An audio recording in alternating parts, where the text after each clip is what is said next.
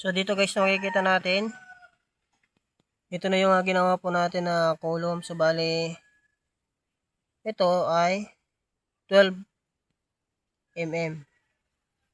Ayan, 12 mm ang ating ginamit dito. Tapos dito naman ay 9 mm. Bungalo.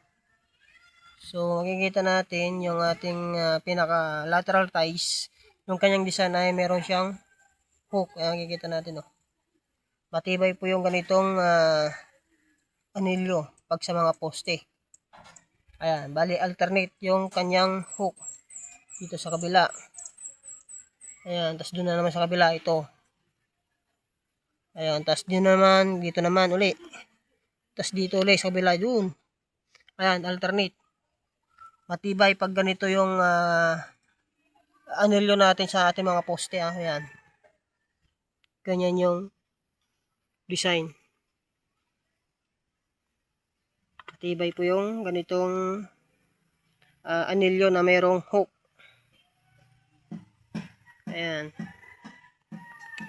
So ito yung poste natin para sa extension ng bahay.